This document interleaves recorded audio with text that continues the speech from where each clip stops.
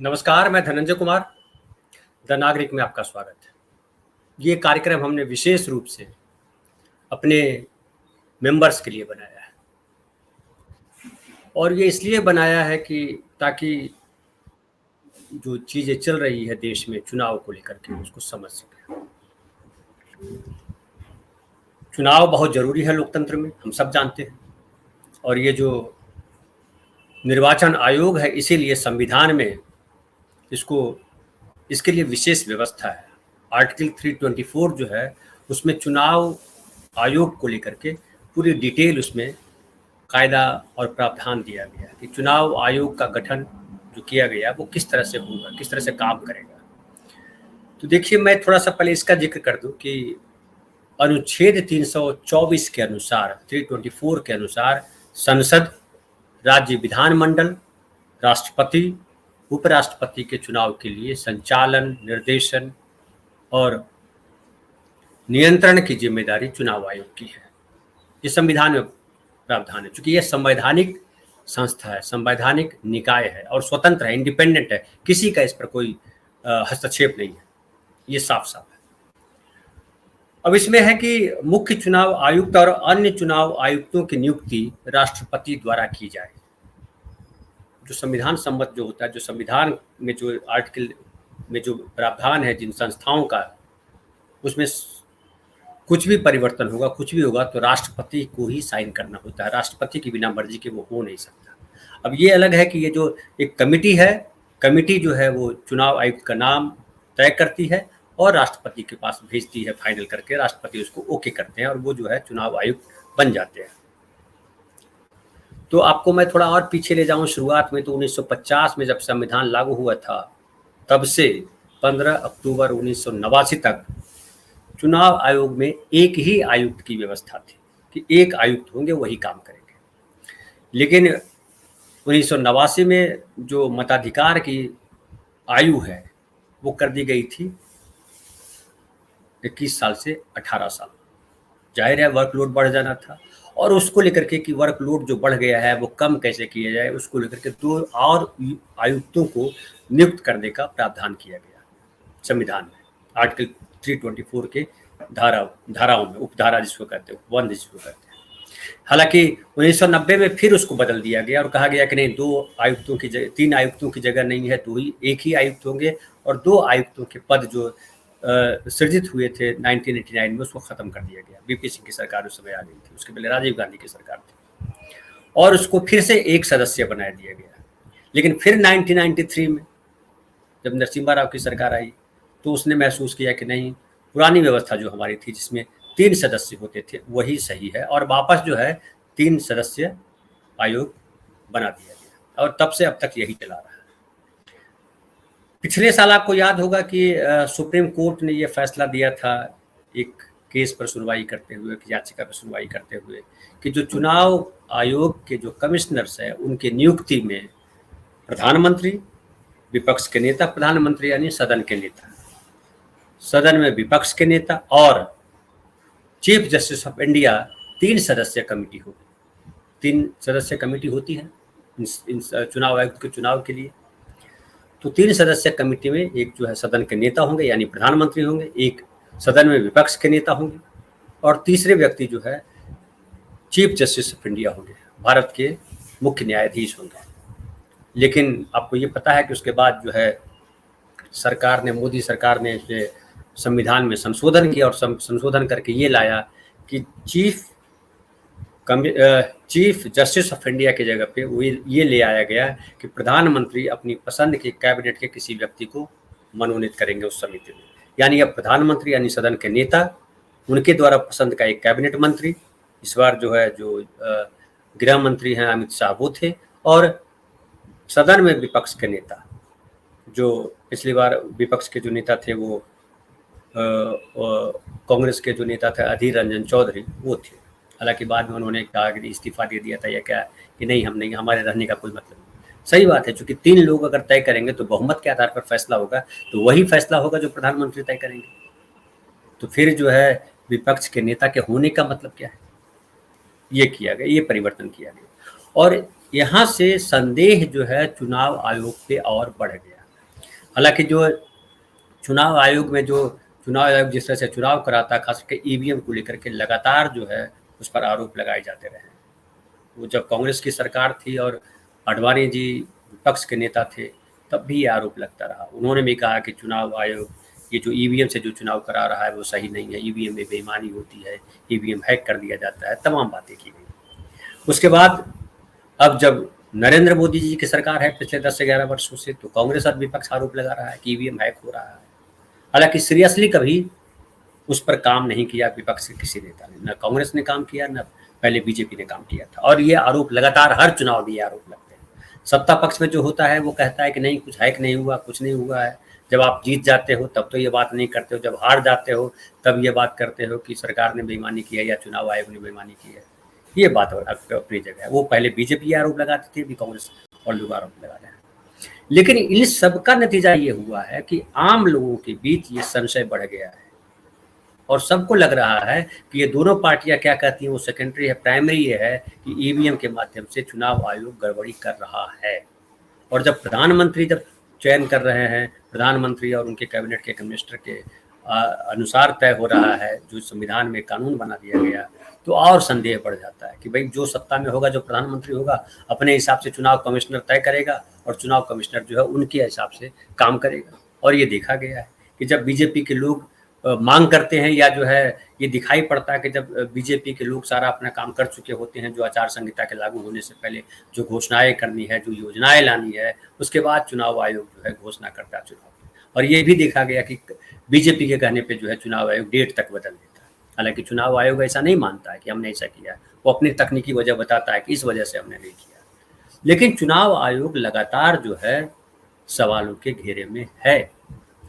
अभी देखिए, अभी जो हरियाणा में चुनाव हुआ उसको लेकर के बहुत बातें की जा रही है।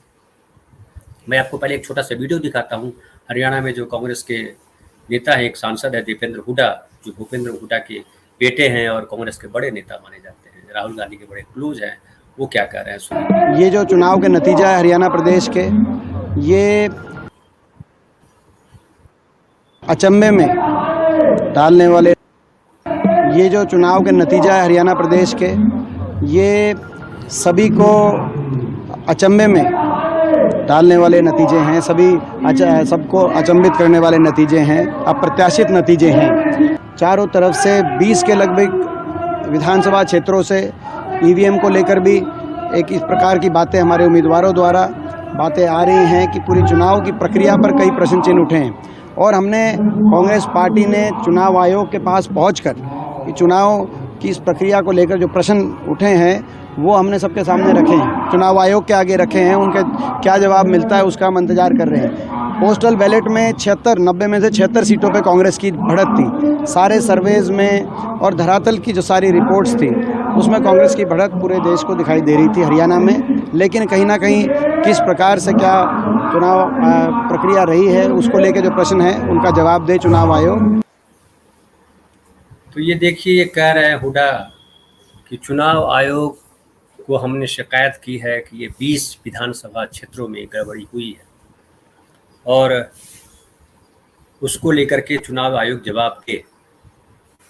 अब देखिए, एक और बताता हूँ कि एक जो है एडवोकेट हैं सुप्रीम कोर्ट के, अरुण अग्रवाल, उन्होंने भी अभी खुलासा किया है कल कि भाजपा ने 30% बूथों पर ईवीएम बदली है।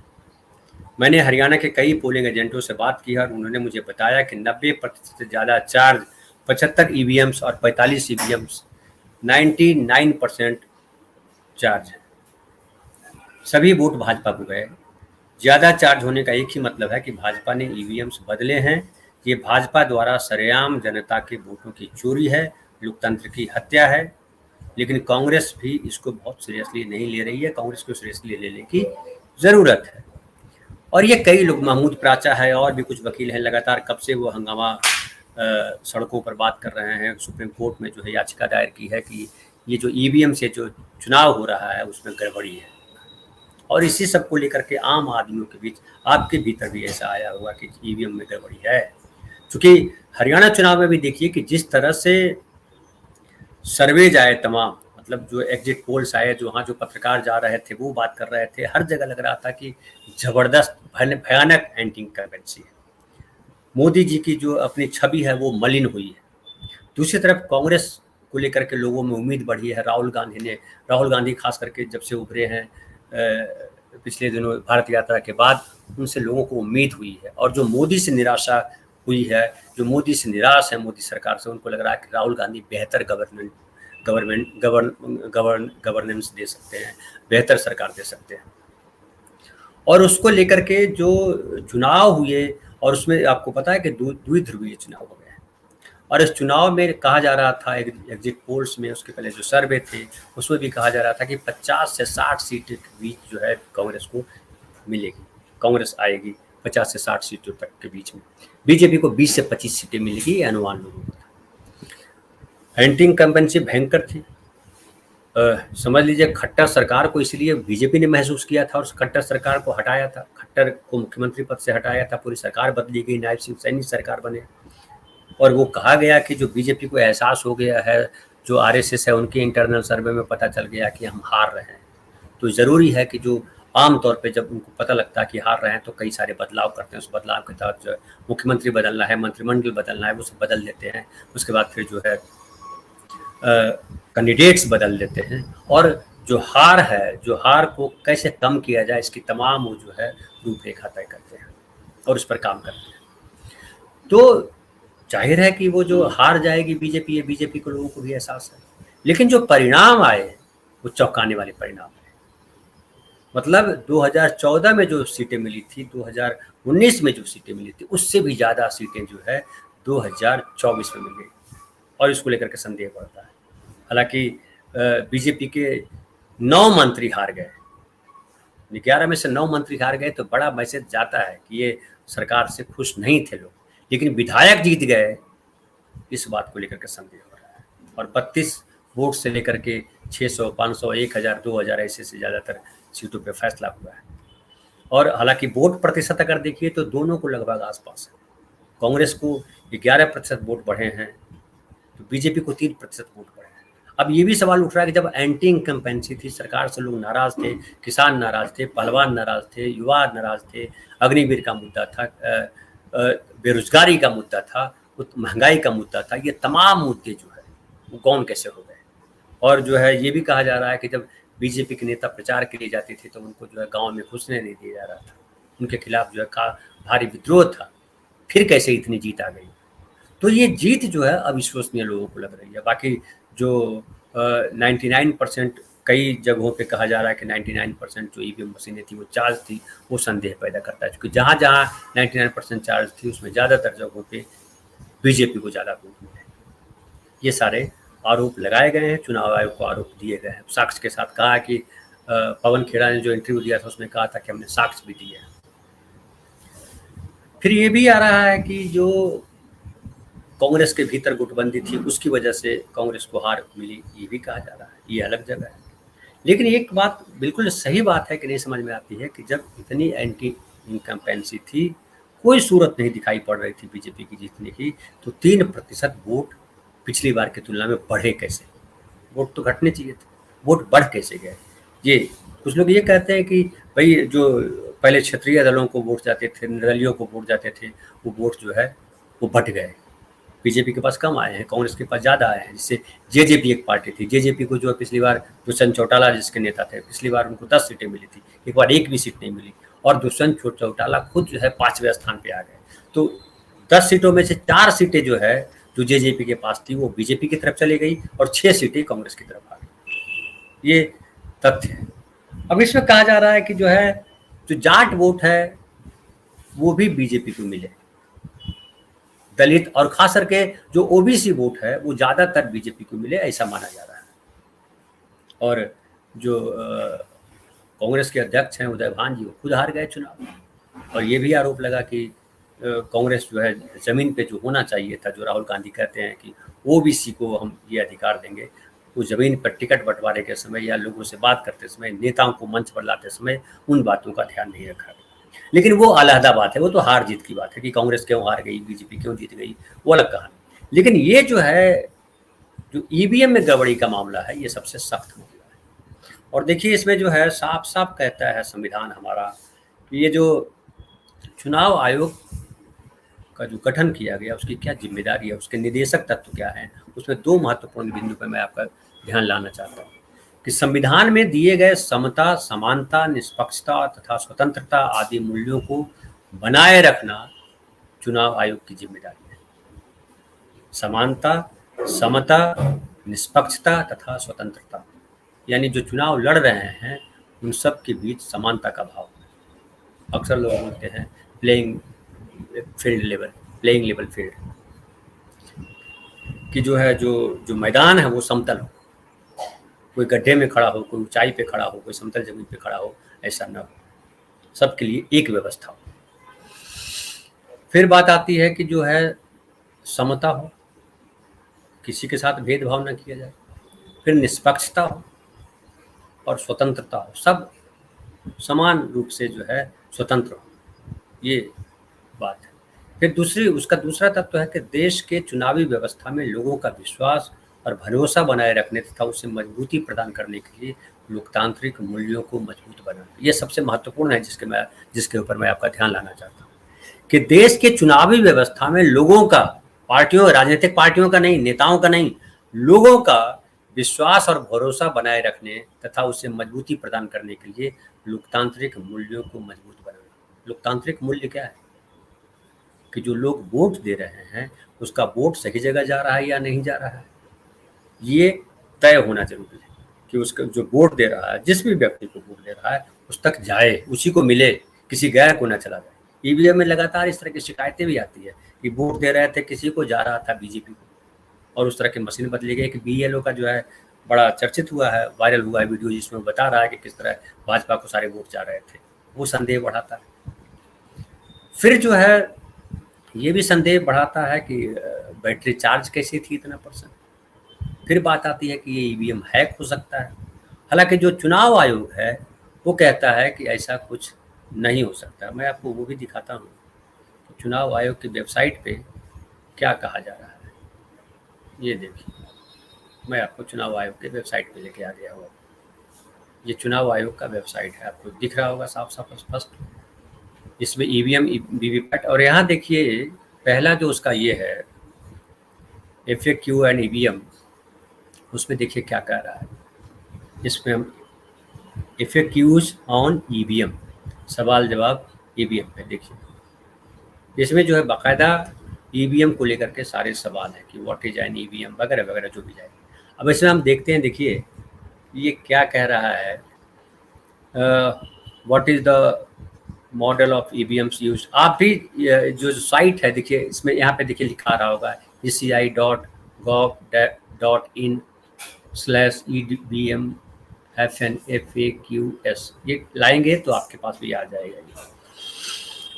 अब इसमें देखिए ये है सवाल कि where are the EVMs manufactured, are they imported.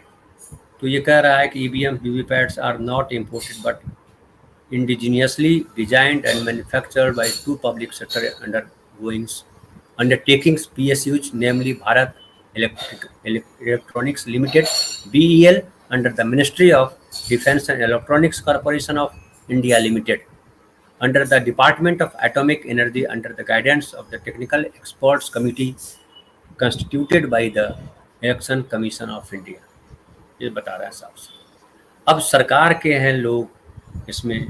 फिर जो है चुनाव आयोग में चूंकि जो कमिश्नर्स होते हैं वो प्रधानमंत्री ही तय कर रहे हैं, एक तरह से समझ लीजिए बहुमत होने का हो गया, प्रधानमंत्री प्लस उनके मंत्री, तो जाहिर है उनके प्रति चुनाव आयोग की वफादारी हो सकती है। और ये हो सकती है इसलिए कि वो राजीव कुमार ने क्या किया नहीं किया, हमारे पास इसके साक्ष्य नहीं है। लेकिन ज़्यादातर चुनाव आयुक्तों पे जो आरोप लगते हैं वो यही लगते हैं कि वो जो है गड़बड़ी करते हैं। हालांकि कांग्रेस भी अपने एक चुनाव आयुक्त को पहले याद कीजिए, उनको मिनिस्टर तक बना चुकी है कांग्रेस पार्टी। अब यहाँ भी कोई मंत्री बन जाए तो कोई ताज्जुब नहीं कल को।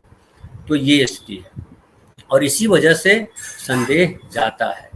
अब मैं और आगे पढ़ता हूँ। How can a voter be sure that the EVM is working and his her votes has been recorded.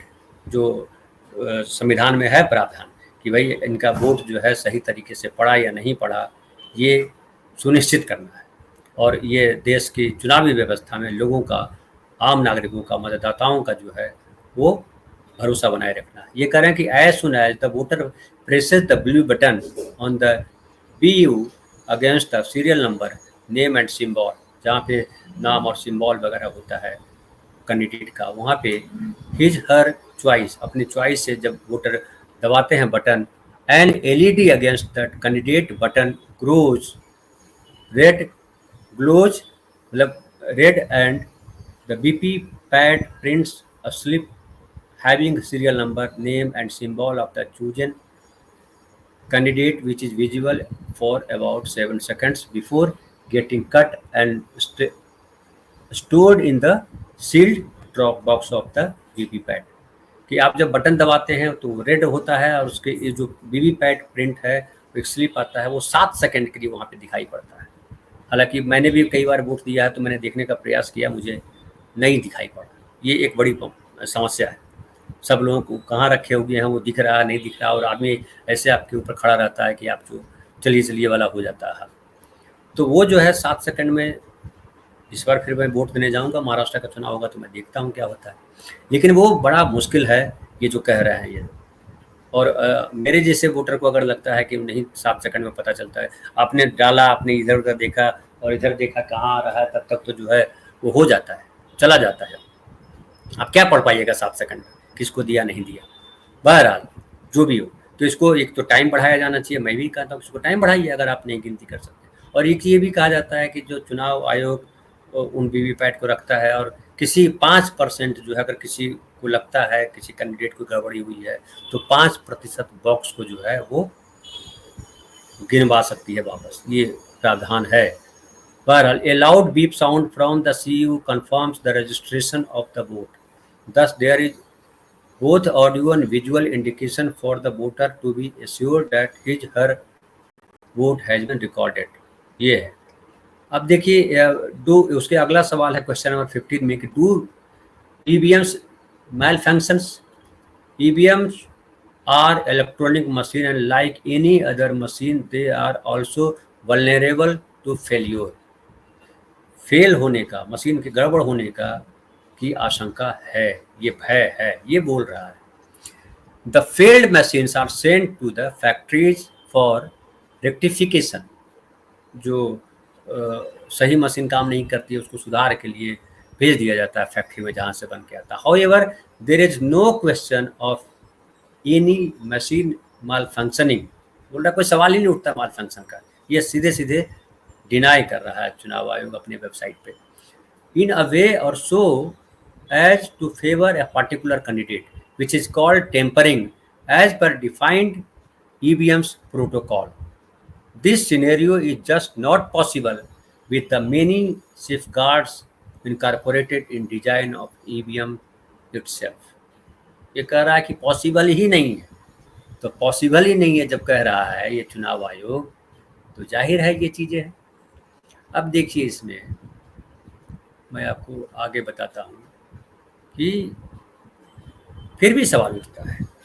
अब EDR एक संस्था है जो चुनाव पर जो है भारत में किस तरह से चुनाव होते हैं उसकी पूरी किस तरह से लोग अपना नॉमिनेशन फाइल करते हैं, क्या क्या उन्होंने दिया है अपने नॉमिनेशन में, अपनी संपत्ति के बारे में, अपने बारे में डिटेल, अपराध में कहाँ संलग्न है वगैरह वगैरह वगैरह। EDR लगातार इस पर नज़र रखती है और EDR ये चुनाव को लेकर के जो गड़बड़ियाँ हैं उसको लेकर के केस भी लड़ रही है सुप्रीम कोर्ट में। पिछली बार भी लोकसभा चुनाव के समय भी ये बहस हुई थी इस पर बहुत, और सुप्रीम कोर्ट ने कहा था कि बीच में चुनाव के बीच में जो है हम चुनाव आयोग को कोई डायरेक्शन नहीं दे सकते। चुनाव आयोग इंडिपेंडेंट बॉडी है, संवैधानिक संस्था है, और उसके काम में हम दखल नहीं देंगे, बाद में बात की जा सकती है। लेकिन वो बाद अब तक आया नहीं। फिर हरियाणा चुनाव हो गया, फिर अभी जो है देखिए महाराष्ट्र चुनाव होगा, फिर झारखंड का चुनाव होगा, अब तक कुछ नहीं आया है, कहीं कुछ चर्चा नहीं चल रही है। हम तो ये भी सोच रहे हैं कि कोई विपक्ष की पार्टी क्यों नहीं इस पर आंदोलन खड़ा करती है। सारे इंडिया गठबंधन इकट्ठा है, आप धरना प्रदर्शन कर रही संसद में सवाल उठाइए, आप विधानसभाओं में सवाल उठाइए और बात कीजिए इस पर। किसान जो है 13 महीने तक आंदोलन कर सकते हैं सड़क पर उतर करके, और सरकार अगर जिद में रहने के बाद भी उसको वापस लेना पड़ा किसान को लेकर के जो कानून बनाए थे उन्होंने। तो जब सांसद हैं आप तो आज मजबूत हो चुके हैं, बीजेपी कमजोर है, उस तरह से दादागिरी नहीं कर सकती जिस तरह से पहले कर रही थी, फिर भी आप क्यों नहीं उसको आंदोलन का रूप दे रहा है? ये एक संशय पैदा करता है हमारे में। कि सब पार्टियां जो है मिली हुई हैं कहीं ना कहीं। वो आरोप लगाते हैं लेकिन जानते हैं क्या हुआ है क्या है। लेकिन आम आदमी के नज़रिए से अगर देखें, आम आदमी को लगातार लग रहा है, हम जब कोई प्रोग्राम करते हैं या कहीं दूसरी जगह जाते हैं तो हम देखते हैं लगातार लोग शिकायत कर रहे हैं कि अरे आप लोग ईवीएम पे बात नहीं करते हैं, ईवीएम में इतनी गड़बड़ी है, ईवीएम की वजह से ऐसा हुआ है। और लोग कह रहे हैं कि ईवीएम की वजह से जो है कम से कम 20 सीटों का अंतर हुआ है, यानी बीजेपी जो है हार गई थी। लोकसभा चुनाव में भी ऐसा कहा गया कि 79 से ज़्यादा सीटें जो है लोकसभा में बीजेपी गलत तरीके से जीती और ये सरकार जो है गड़बड़ है। सुप्रीम कोर्ट से लोगों को अपेक्षा होती है तो सुप्रीम कोर्ट ने भी जिस तरह के फैसले दिए हैं पिछले दिनों, उससे उनका संदेह वहाँ भी बढ़ता है। ऐसे में क्या किया जाए, सवाल है कि किया जाए, आम आदमी क्या करे। आम आदमी का कोई संगठन नहीं है कि आम आदमी सड़क पे निकल जाए, और एक आदमी एक दिन अगर निकल भी जाते हैं लोग तो उससे क्या हो जाने वाला है। अगर कोई संगठन होता, कोई पार्टी लीड करे तो उसमें सहभागिता हो सकती है। जैसे एक अन्ना आंदोलन चला और अन्ना आंदोलन जो है दिल्ली में इतना बड़ा मूवमेंट खड़ा किया गया। हालांकि कहा जाता है कि उसके पहले पीछे संघ खड़ा था और अन्ना हजारे जो है संघ द्वारा प्रायोजित थे, उसमें केजरीवाल भी थे, लेकिन केजरीवाल जी ने अलग अपना स्टेक ले लिया, बीजेपी को अलग स्टेक मिल गया, अन्ना घर चले गए। पब्लिक ठगी महसूस कर रही है। पब्लिक को क्या हासिल हुआ? करप्शन को लेकर के प्रधानमंत्री मोदी भी आए, करप्शन को लेकर के अन्ना आंदोलन भी हुआ, लेकिन करप्शन क्या खत्म हो गया देश में? तमाम जगह हल्ला हो रहा है कि इतने जो ब्रिज बन रहे हैं, इतने सड़कें बन रही है, इतने भवन बन रहे हैं, तमाम भवनों में गड़बड़ियाँ हो रही हैं, सड़कें टूट जा रही है, पुल गिर जा रहे हैं, बिल्डिंग टपक रही है, और ये बताता है कि भ्रष्टाचार हुआ है। लेकिन क्या है, उत्तर प्रदेश में देखिए जो जेपी सेंटर है जिसमें जयप्रकाश नारायण की मूर्ति है और जाना चाह रहे थे उस पर माल्यार्पण करने के लिए अखिलेश यादव, उसको नहीं जाने दिया गया, उसको बंद किया हुआ है। 2017 में जब सरकार बनी थी योगी जी की, तब से वहाँ काम नहीं हुआ। कहा गया कि 80% काम हुआ है, 20% का काम बाकी है। तो 7 साल से योगी सरकार है, कोई काम नहीं किया है। आरोप क्या लगाया कि इसमें भ्रष्टाचार हुआ है, और कमाल देखिए कि जो भ्रष्टाचार किया जिस व्यक्ति ने, उस व्यक्ति को बीजेपी राज्यसभा भेज देती है। तो बीजेपी तमाम ऐसे काम कर रही है जो संदेह पैदा करती है। लेकिन बीजेपी के प्रति जो इतनी नाराजगी है, उसके बाद भी अगर लगातार जीत मिल रही है तो संदेह जाता है ईवीएम पर कि पूरे सिस्टम को हैक कर लिया है बीजेपी ने। लेकिन अब इस सिस्टम को बचाने का तरीका क्या है? तो सबसे मजबूत तरीका है आम आदमी के पास, हमारे आपके पास, कि पॉलिटिकल पार्टियां इसको मूवमेंट बनाएं, इस पर आंदोलन खड़ा करें ताकि आम नागरिक उससे जुड़े। जैसा हमने आपको पढ़ के सुनाया कि चुनाव आयोग का तो रटा जवाब है, इसमें गड़बड़ी नहीं हो सकती। अरे हर जगह गड़बड़ी हो सकती है। जब सरकार का वेबसाइट हैक हो जाता है, यहाँ क्यों नहीं हैक हो सकता है? आप पब्लिक में आकर के बताओ, तो आप चैलेंज करो। क्या अगर कोई देश में ऐसा व्यक्ति है, कई सारे वीडियो जाते हैं, एक IAS ऑफिसर ने इस्तीफा दे दिया था, ये गड़बड़ी है। कई लोग लगातार बता रहे हैं कि ये गड़बड़ी है। चुनाव आयोग को चाहिए कि उन्हीं लोगों को बुलाए जो कह रहे हैं गड़बड़ी है, बुलाए और प्रेस कॉन्फ्रेंस लगाइए, कीजिए, कैमरे लगाइए और दिखाइए, प्रमाणित होगा। चुनाव आयोग को ऐसा करना चाहिए। निष्पक्षता तो तभी आएगी। हम नागरिकों का भरोसा कैसे बढ़ा होगा? राजनीतिक पार्टियों पे आज कहाँ भरोसा है? भले पार्टियां जीत जाती है लेकिन भरोसा नहीं है आम आदमी का। अब देख लीजिए कि अभी वोट पोल हुआ, कितना परसेंट वोट पोल हुआ है? 69%। तो 31% लोगों ने वोट नहीं दिया, 1/3 लोगों ने वोट।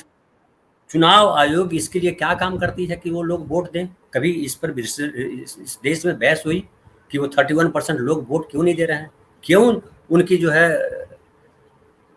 नाराजगी है, या कहिए कि उनका जो है उनकी उदासीनता है चुनाव प्रक्रिया को लेकर के, जबकि संविधान में कह रहा है संविधान कि चुनाव आयोग की ये भूमिका है कि इस प्रक्रिया पर लोगों का भरोसा जमे।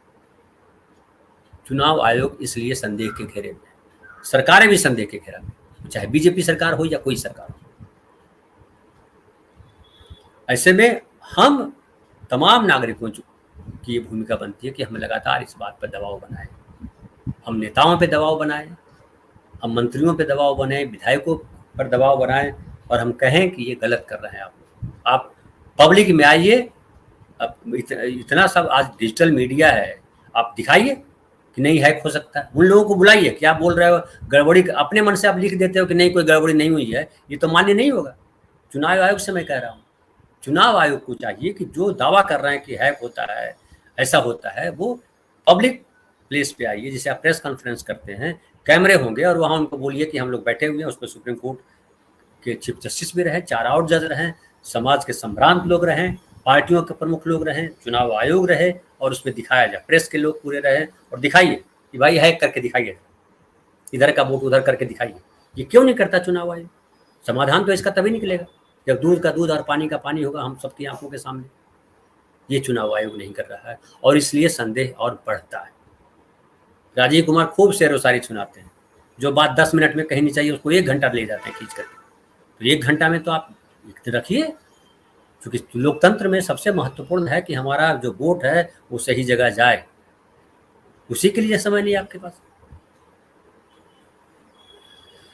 तो ये सारे सवाल हैं, ये सारी चीजें हैं, ये सारे तत्व हैं जो मैं चाह रहा था कि अपने खास करके मेंबर्स के सामने ये रखूं, ताकि आपके माध्यम से, चूंकि आप सुधी आपको पैसे दे रहे हैं, तो इसका मतलब कहीं ना कहीं हमसे अपेक्षा करते हैं कि धनंजय कुमार जो है सही बात रखेगा, कोई पक्षपाती बात नहीं रखेगा। इतना भरोसा मेरे ऊपर है, इसलिए महीनों से कुछ तो हमारे साथी हैं जो साल भर से, जब से हमने चैनल शुरू किया है, मेंबर बने थे और पैसा दे रहे हैं। तो मेरी जवाबदेही बनती है कि मैं ईमानदारी से उनके सामने अपनी बात रखूँ। और आपको हमारा ये प्रोग्राम कैसा लगा आप ज़रूर बतलाइए।